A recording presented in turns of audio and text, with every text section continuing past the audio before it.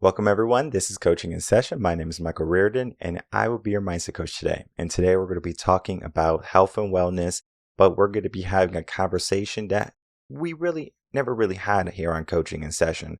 It's because we have someone who's going in with so much background, with so much experience, and she puts it in a way that we understand. And not to pat myself on the back all the time, but the questions I asked were extremely helpful for her to really just give us what we need in this episode. So, from start to finish, I can tell you that you're going to learn so much about yourself. And it is important that we, especially at this moment in our months of the year, we're thinking about making changes, right? Our New Year's resolutions are coming up. We might want to get to the gym. We might want to start working out. Maybe we're thinking about the bikini body in the summer. Will we reach it? I can say that you can reach it, but in order to do that, you have to begin today. So let's begin with that episode with my guest, Sarah Johnston, and myself, and we're going to learn just how health and wellness can change our life for the better. I try to fix it. I try to picture someone else, but Welcome, Sarah Johnston, to Coaching in Session. How are you doing today? I am doing great. Thank you so much for having me. How are you? Doing well. Thanks so much for coming on. As I said, today I'm having you on as a health and wellness coach. We're going to be learning about your work and how you help people. And we love health and wellness here at Reven Concepts because it is something that I think is the first step to greatness. It's the first step for many people changing their whole entire life, their circumstance. And if you could begin to just apply a little bit more wellness in your life, maybe just not about food and fitness, but are you being well? So we're going to be talking about all of that today. In your own words, can you please tell the world who you are, what you do, and how you help them? Sure thing. I am Sarah Johnston. I am a health, fitness, and wellness coach. I live in Phoenix, Arizona with my husband and my 15-month-old son, who is a wild hoot and never stops moving. So good for him, already being active. But I've been on my own health and wellness journey for the better half of 15 years. Struggled with some things like disordered eating in my high school days, kind of ricocheted the other way in college, and went to a very unhealthy lifestyle of cheesy grits and Bud Light in college, and have really worked to find the equilibrium and the equal ground myself over the past 15 years, which has really spurred into a passion for me wanting to help others do the same. In my own journey, I have realized it is so much more than food and fitness, like you said. And there are so many aspects to our wellness that a lot of people don't consider. I decided to get certified from the Institute for Integrative Nutrition, IIN, as a health coach. I am NASM personal trainer certified, as well as 200-hour yoga certified and precision nutrition level 1 certified. So I've taken all of these certifications and built an offering for my clients to really customize something that's going to work for them, that is sustainable and long term. I feel like that's also the piece that a lot of people are missing, is the sustainability and the long term factor to it. I work with clients on a very bio individual basis. We're all different people. We all need different things. And a lot of times, I think what we see on social is do this and you will get X result. And that's just not the reality for all of us because we're very unique humans. That is how I am working with clients at a high level, and happy to dive into the specifics on anything you want to know about. Of course. And I love coaching a session for that reason, is because you can have a health and wellness coach on a past episode. And you're like, well, I already watched an episode on a health and wellness coach, but then you get a different breed of health and wellness coaching, right? It's just like a person who's just so into it, the yoga, all the types of certifications, right? We can begin to create tailored plans. I love individualized plans because the person that we're coaching is not some regular person that we just pull off a conveyor belt saying, okay, you're just gonna be like everyone else. That is not true. You are a unique individual. You have your own unique mindset, and you have maybe some issues that you need to address. And it might be different than the other person. And just Or mine. Yeah. And it's different than exactly. mine. It's really fun to work with people because I get to see a variety of things that they may be struggling with. And sometimes I'm like, oh, interesting.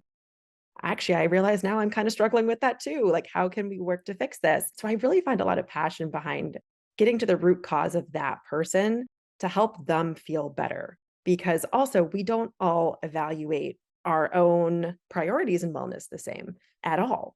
So these really unique conversations I have with people bring me great joy because I feel like it's actually something that will work for them, not just work for the general masses.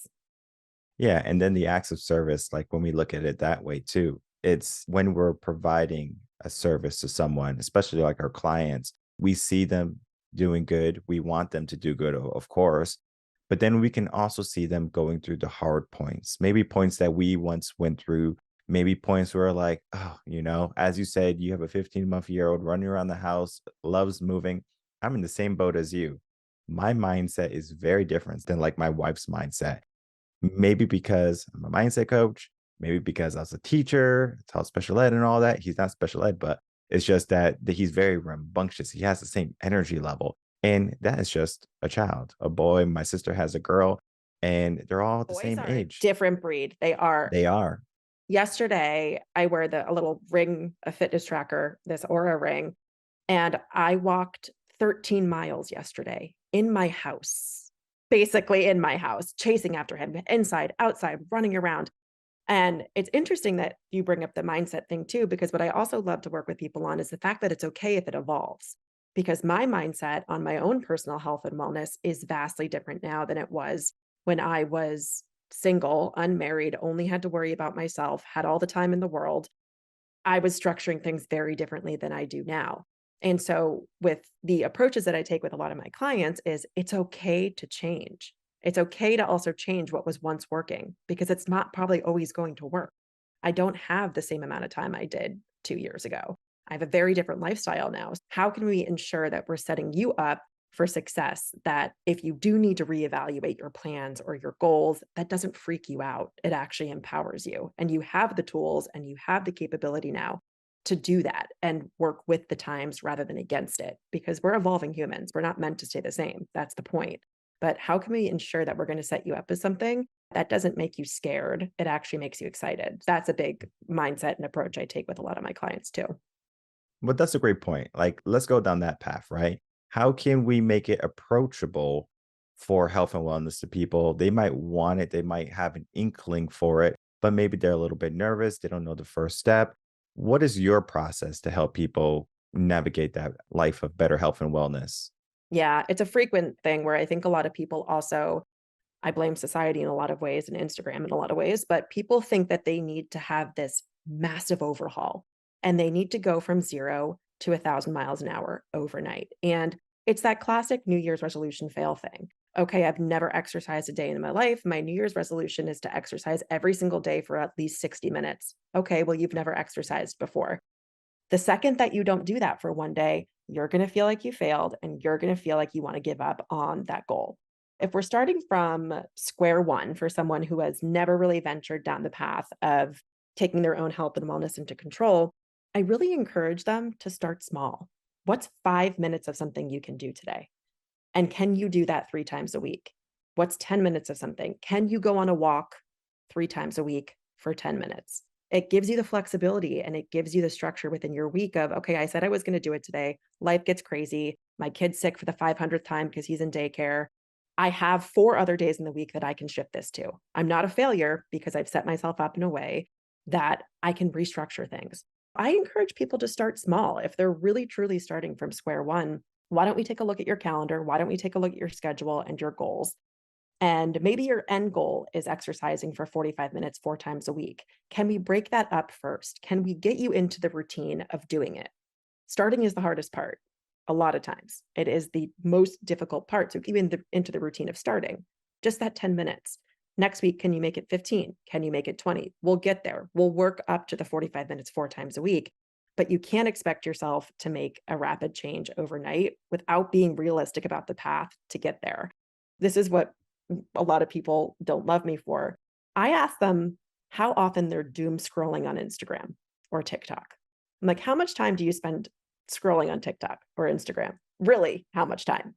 Can we shift some of that to a small goal for this week? Can we maybe not scroll for 10 minutes a day? And can you meditate for 5 minutes a day or 5 minutes 3 times a week? Shift it, shift the time around.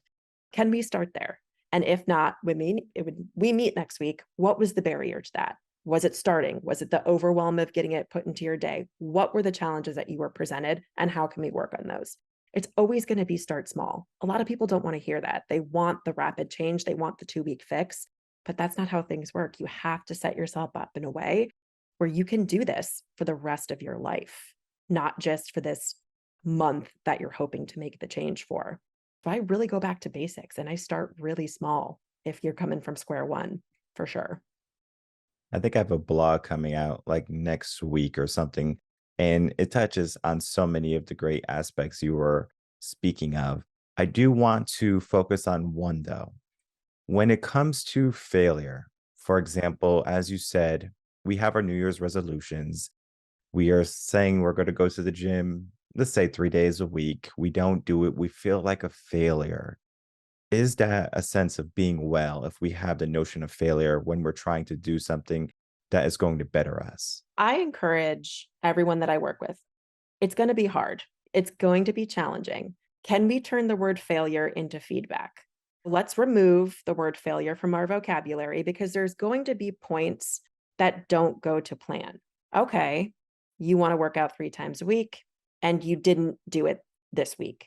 That's just feedback. What happened during those days that was preventing you from accomplishing that goal that you set out for? Let's write those down. Let's evaluate those. I have a data analytics background, so I work with marketing data. I'm data obsessed. Let's get the data down. That's your feedback. That's not your failure. That's something that you can actually use to implement moving forward. A lot of people come to me and they're like, oh, I feel like a failure. I'm like, it's not failure, it's feedback. And how can we actually use that to better ourselves and to create a plan that's going to work? We have all of this great information now. Look at this. Look at this great data. This is fantastic. This is the opposite of failure. You've just given me 15 bullet points that we can work with you on. That's my biggest thing. Feedback, not failure, for sure.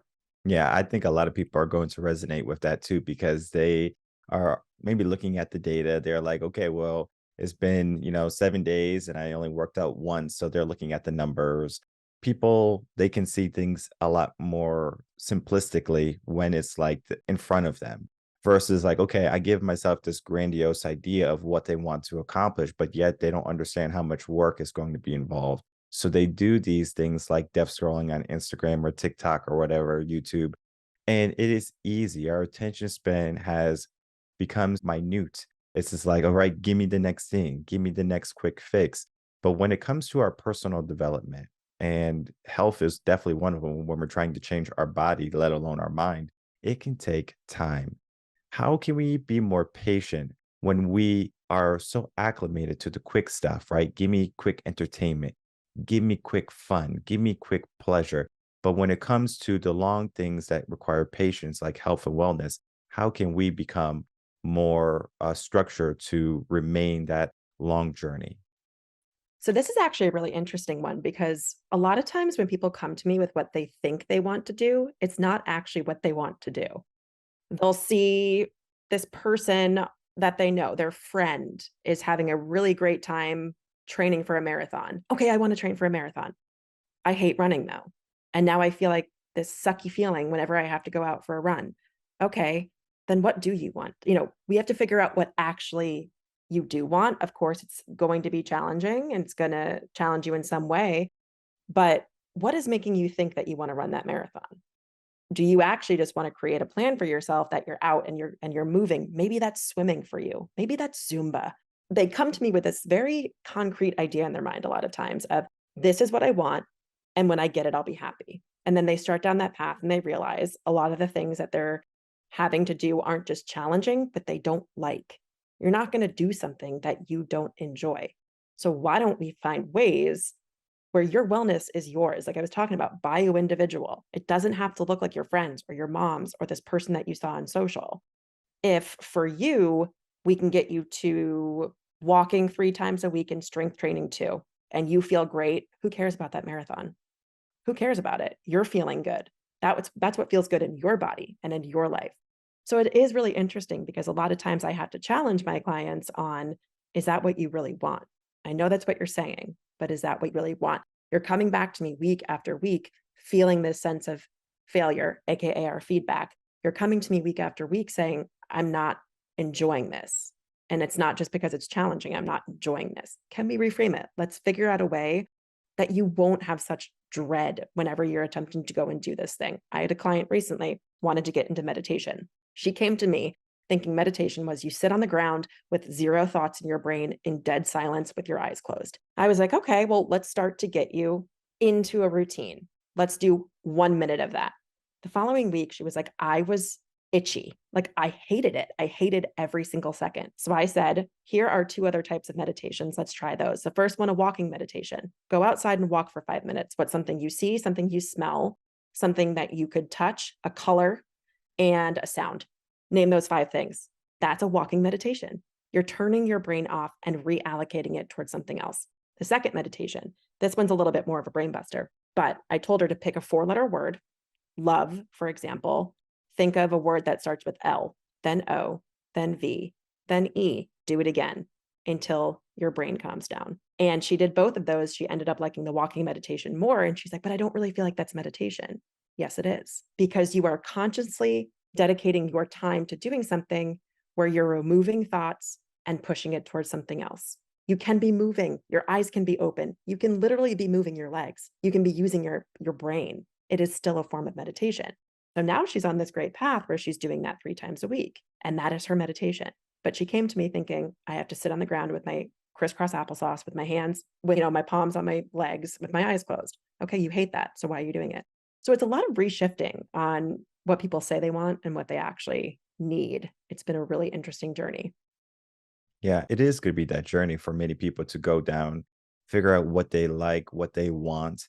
I know we live in a world where peer acceptance is so big. We see our magazines, like if we look back in the 90s, we had models who were just like super thin, in shape. And then today we have our plus size models. So now people are starting to see, well, what is what? So they can say, okay, body positivity at any size. I could be skinny, I could be large. But then they look in the mirror. Maybe they find that they're not truly happy with themselves. And they might say they love themselves. They might say that they're doing the right thing, but yet these are the same people who are saying, well, I want to go to the gym for my New Year's resolutions. I want to get that bikini body, right? What is the correlation between following body positivity, looking at other people, and then looking at ourselves in the mirror? And then we finally maybe get an inkling of what we truly desire, right? Like finding that true desire of what we want for ourselves and not just what other people are showing us. Yeah, I think we're still doing so much unraveling of the years and years that it was one body that was valuable. And I challenge my clients a lot of times to separate their physical being and their mental being. They're connected in a lot of ways, yes. And what's shocking is like the smallest part, the 20%, which is our head, dictates so much of how we actually feel in other aspects. And if you're talking body image, it's okay to have hard days. I also say that we're not going to love ourselves every single second of every single day. I have yet to meet someone who can do that. We're going to have some challenging days here or there, but can we separate our physical being and our mental being? Okay, so you're saying you're feeling some discomfort or some body image issues when you're looking in the mirror. What's dictating that? Well, tried on a pair of jeans and they didn't exactly fit. Okay, what's stopping you from buying new jeans? Well, I don't want to go a size bigger. Okay. Has anyone ever asked you when you walked into a room to state the size of your jeans before you could speak with them? No. Okay. So why are you holding on to this number as part of your value? And it starts to get people thinking of, okay, there's my physical self and there's my mental self. And you have to really get to a place where you're understanding the whys behind what you're feeling. Why do you want to go to the gym 3 times a week? Well, I saw this person that looked like they were in really good shape and I want to look like them. Okay, but why? Because I want, it's almost like my 4-year-old niece. Why? Why? If you start to ask that, I want to look like them. Why? Because society tells me to. Why? Because that's what's acceptable. But why? And they start to say, well, I don't really know. Well, there's the disconnect. Your mental self and your physical self are not connecting right now. So that's a big exercise I typically go through, especially when people are kind of struggling with the body image aspect of it. I also do want to preface, I don't think it's wrong to want to change your body in some way, shape, or form. You want to get stronger, you want to get faster, you want to change your physique a bit, but it's always going to have to be connected to that, is my mental being aligned to the physical being? Am I doing this because I feel like society needs me to and because my brain is telling me I need to? Or am I doing this because I'm aligned and because this is something that I'm actually feeling like is making an impact on my well being as a whole? So it's a big conversation. It's a fine line to dance with, and it's one I have frequently with my clients, but disconnection is sometimes helpful to look at it as separate pieces, and then we put them back together, and we make you start to work with the mental and the physical all at once. Yeah, no, that's a good point. I like to phrase it in the sense of, let's look at our bank account. Do you want it to go down or you want it to go up? And if you look at your weight, you want it to go down or you want it to go up, right? Most people want their bank account to go up, but yet they want their body pounds to go down, right? Yes, So there's just, again, that disconnect, right? So we want something, but then we might work really, really hard. We just have an unbalance to how much we work. We work maybe 40 to 60 hours is like the average right now of how much people work.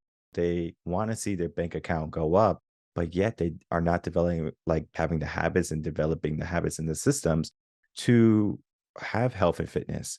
One of the biggest excuses that busy entrepreneurs they give me, Mike, I just don't have any time. I go, okay, we're going to write out a 24-hour time block. As you said, we're trying to find those 2 hours in your day. And we find it. Sure enough, it is easy to find it. We all have time for the things that we want to do, accomplish, but we do have to give ourselves some level of understanding of why we want it. As you said, the purpose, why we do the things. One of the reasons why I'm in shape is maybe a little bit selfish, but I want to be able to run after my kid. I want to be able to chase after him. which is a lot. Lift the kid up and have your yes. And it's a question I frequently ask too is at what expense? Everything that we're going to do and that we allocate time to is, I think of time as a currency. Okay. You spend it, you can't spend it somewhere else. So, at what expense, for example, you want to get in this physique of some sort. And because of that, you're having to allocate twice as much time to the gym. Okay, at what expense? Expense hanging out with your wife or your kid or your partner, expense of doing other things that may bring you joy, like reading or watching TV. Like there's always going to be a push and pull. When people are a lot of times saying, I want to do something, okay, at what expense though is that going to come at? And we actually have to look at, is that expense worth it? Is the time that you're going to spend there the currency that's actually going to be worth it to you? And that sometimes helps people adjust things. A lot of times when I mention it like currency, and this is, you were asking about this earlier, a lot of people think that food and fitness are the be alls to end alls.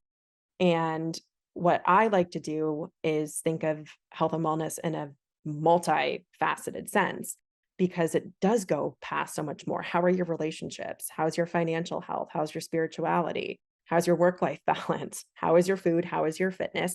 But there's all these other areas that you're going to have to allocate time to that will contribute to your health and wellness in some ways. So, at what expense is this goal going to cost you? And if that is worth it, fantastic. Let's figure out a way to get there.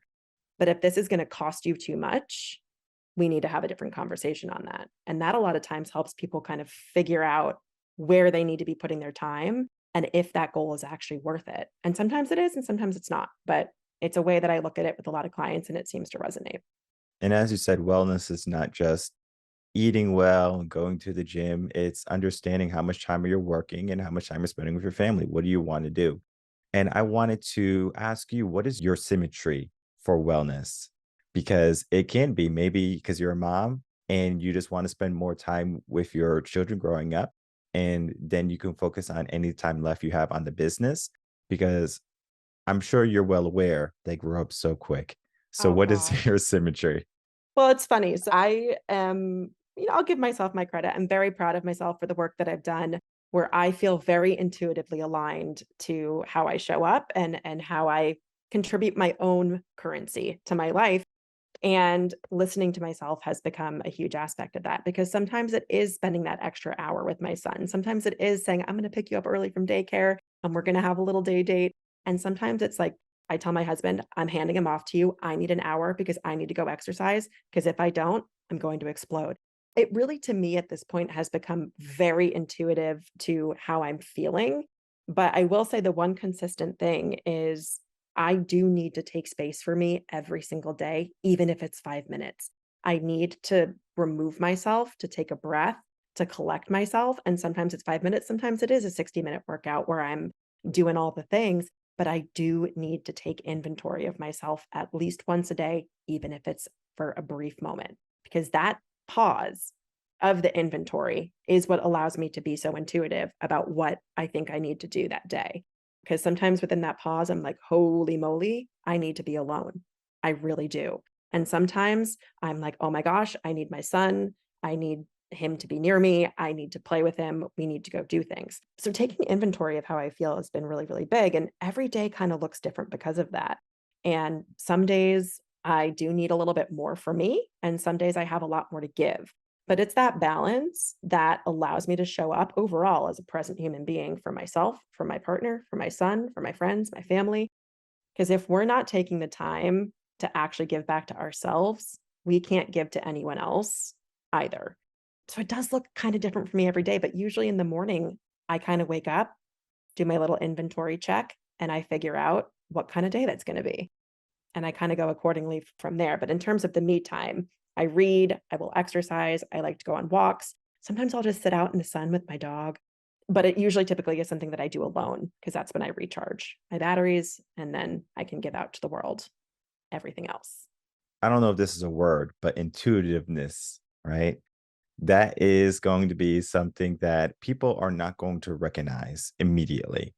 Think of it as I get home from work. I'm just so tired, so exhausted. Like, I don't have time to cook. I'm just going to go get some fast food and I'm just going to sit on the sofa and just relax. You might need that, but how much of that do you need? Intuitiveness right there. Like, what is good? What is bad? How can we differentiate between the two?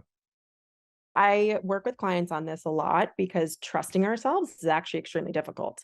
And again, like I said, the 20% that is our brain overrides so much of what our body actually feels. I always encourage people to take 30 seconds. Okay, you're feeling a certain sort of way. You get home, you're tired, you just want to sit in the couch and eat fast food. Take 30 seconds. Take a couple deep breaths. What's your body feeling like? What's your mind feeling like? What is everything telling you? And sometimes that is go get McDonald's and sit your butt down and watch like Grey's Anatomy for the 500th time. Sweet, cool. That's feeling great. Love that for you. But a lot of times we're going too fast to even sit down and listen to ourselves. The second part of that is trusting that what you're hearing is correct. Okay. People are like, but what if I'm always hearing that I should sit down and eat fast food? Okay. Okay. Let's have this conversation. What do you actually feel like a lot of the times after you do that? Well, I kind of feel sluggish and I kind of don't really feel great. Okay. Why don't we maybe make some changes to make that not an everyday habit, but a once a week habit? Let's work with that. Let's start to see how you feel after you come home. Yes, I know you're tired. Make a home cooked meal and you can still sit down on the couch and eat it. But what are we feeling like after we do that? The good versus bad thing is interesting because I don't love to use those words, especially when it comes to food or even habits, because a lot of people will say, like, oh, I feel so bad. I was so quote unquote lazy today. Well, what are you defining as lazy? Well, I sat on the couch all day. Okay. Well, how did you feel after? Well, I actually felt pretty good. I kind of felt rested. I felt a little recharged. Okay, then how is that lazy? That was productive in its own sense. It wasn't bad that you did that. That was actually your intuition. And people will slowly start to trust themselves. But when you're thinking of it in terms of good versus bad, it's always going to be that push pull, that currency. Okay, is this currency being spent in a way that is bringing me happiness and health? Or is this currency being spent in a way that's depleting me? So I try to avoid good versus bad, but I do ask people to take inventory of how they're feeling. And a lot of people will be surprised by, okay, you're telling me you feel lazy, but how did you feel after that? Oh, it was nice. I caught up on my shows. I rested. I took a nap. Okay, now do you feel more ready for tomorrow? Yeah, great. There you go. So it's a lot of reworking and redirecting people's thoughts around how they view health and wellness, because productivity is also a word I have some beef with, because a lot of people say you're productive if you make money and you're busy. Okay, you're also productive if you sit down. You're also productive if you take a nap. You're also productive if you go have your 60 minutes of alone time, because then you're going to be able to show up as a better parent. It's interesting to work with clients on this because it's a lot of reframing and it's a lot of asking them to pause and sit with their feelings, which a lot of people don't love to do. but it's helpful to sort of start to rewire your thoughts about how you view your wellness overall. And I want to say that I love the conversation we had because it was so quick, straight to the point. There's just so Yes. many questions. I know people are like, that's me, that's me, that's me. And I understand it because many of us, we get there at some point and we do have to be reminded and we do have to be maybe nudged very gently. Hey, what are we doing? Right? We create an awareness, we create different habits. It doesn't happen overnight. We begin to look at our life and then make those small changes. But sometimes even making those small changes can be heaps and bounds and hurdles and obstacles, and it might seem impossible. But with the right coach, it seems like I think I can do it. And what you do, Sarah, is you help people find out what they're trying to achieve, what they're trying to attain, and you help them by creating your plans, by your systems. And I find that to be so invigorating to see in a health and wellness coach because people want to have a better, happy life, but sometimes they need a little bit of direction. They need someone to maybe hold their hand. And I think you do a great job in it. I could tell from the Thank questions you. that we shared today that you're going to be a great asset in anyone's corner. Thank Of you. course, no problem. As we begin to wrap up, I would love to have some final words and then to please tell the audience where they can find you. Yes, well, this has been so much fun. Thank you for having me. And I also love, as weird as it sounds, when my clients flee the nest, because I also know that they're ready to take on their own wellness and health and empower themselves. It's like I never love to see a client go, but it is also such a great thing when they graduate, quote unquote. Where you can find me, I am on social pretty frequently, Instagram at Sarah D. Johnston.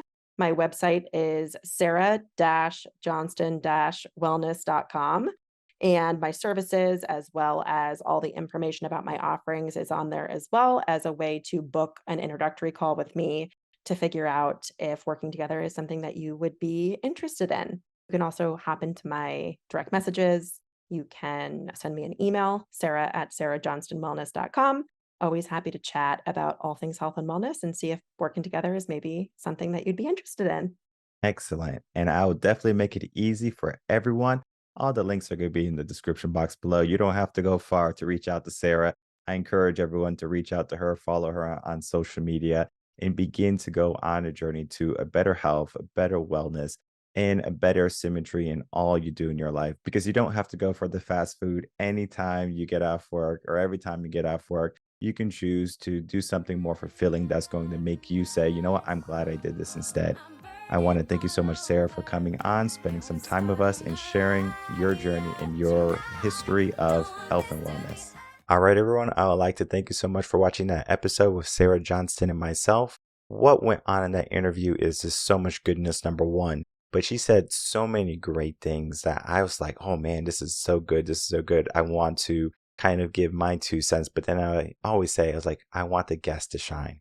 And she sure as hell shined in that episode. I love Sarah. What I wanted to say was about parenting, was also about just how we change and there's different moments in our life, but we can choose how we think, how we operate in those confines of everything, right?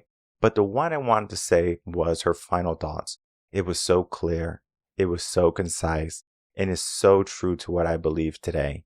When we graduate, when we grow into the person that we are getting closer to be, and maybe we step from one coach to another, because I also believe that coaches can be seasons, but maybe your season is going to be 1 year, 2 years, or whatever, but you always elevate. It's almost like you are going through schooling again, right? You might start in kindergarten, then go to first grade and then second grade. There are some schools that keep teachers from like K1 and 2, and then they go up in phases like that. Depending on your mindset, depending on what you like, it could be beneficial. I've seen it work and I think it does a great job. But then I think there's also an aspect of understanding I graduated, I elevated, and I can see it so clearly.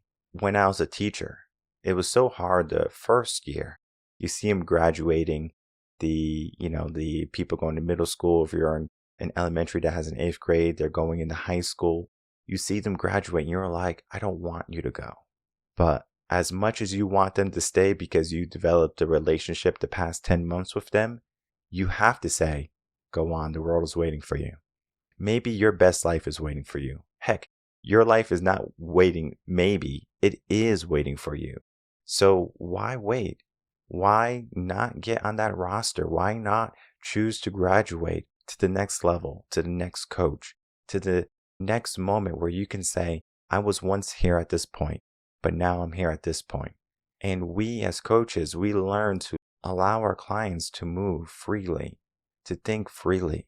This is not something where we say, well, you're going to eat this and you're not going to be able to think, you're not going to be able to take action. For some reason, I think people are afraid to get a coach because they think that they're going to lose a sense of identity. They're going to lose a sense of independence. But when really a coach complements who you are, we embellish who you can become a lot sooner than if you did it by yourself. I always say, we have the amount of time we have in the world. Our years are not endless, but yet we can create opportunities in our day that can get us to A and B a lot sooner. So we can go down the path of, I'm going to watch a bunch of YouTube videos and I'm going to go watch a bunch of reels and TikToks and stuff like that. And I'm going to learn how to do health and wellness for me. But then you're going to have the hiccups. You're going to have the trial and error. You're going to have the moments when you think you did bad.